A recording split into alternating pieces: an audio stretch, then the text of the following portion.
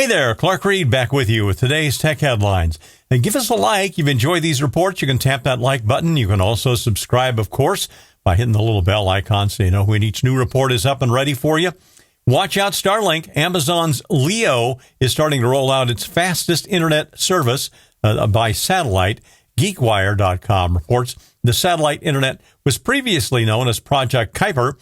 Amazon has started shipping its top-of-the-line terminals to select customers for testing. Although Amazon is way behind SpaceX, Starlink at the moment, they are touting their top-tier global broadband service, dubbed Leo Ultra, as having 1 gig per second download speed, 400 Mbps upload speed. The antenna is about 20 by 30 inches in size, powered by a custom chip optimized for video conferencing, real-time monitoring, and cloud computing. It can connect directly to Amazon Web Services and other cloud networks, and there are 2 lower-tier services as well. Leo Nano uses a compact 7-inch antenna. It has download speeds of up to 100 Mbps, not terribly fast at this rate. Leo Pro, though, uses a standard 11-inch antenna and has a download speed of up to 400 Mbps. Amazon says they are continuing to build things out, and they'll be launching more satellites. At the moment, they only have 153, but they're planning 3,000 more. Pricing hasn't yet been disclosed on the hardware or on the monthly plans.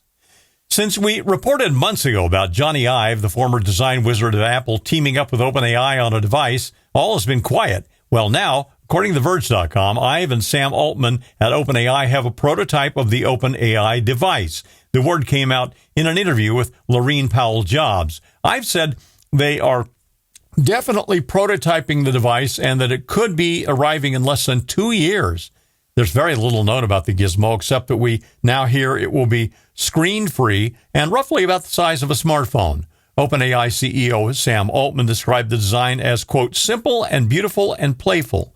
I've commented, quote, I love solutions that teeter on appearing almost naive in their simplicity, and I also love incredibly intelligent, sophisticated products that you want to touch and you feel no intimidation, and that you want to use almost carelessly, and that you use almost without thought, that they're just tools. That's very much in line with the old Steve Jobs mantra that tech gadgets ought to be as simple and unintimidating as toasters. After the rather dramatic changes in iOS 26, the liquid glass look everywhere and all that, Apple says it will focus on quality and underlying performance in the iOS 27 release. 9to5Mac.com says it'll be something of a snow leopard type update where Apple will drill down on quality rather than bowing flashy new features. Now, that said, they will add some new AI features. There are a couple of them worth noting. One of them is a new AI health agent that'll launch with a rumored Apple Health Plus subscription. And the other one is Apple's first AI-powered web search. Count me among the people who will be happy with Apple just cleaning up things in the OS and making it more reliable and robust. I know flashy updates are a necessary thing. They're like changes to the styling on a new car model, but under the hood stuff really makes a difference in both software and in cars. Elon Musk, speaking of cars, has hyped the driverless Cybercab endlessly, but none will be sold or hitting the streets without regulatory exemptions, which Tesla hasn't yet obtained.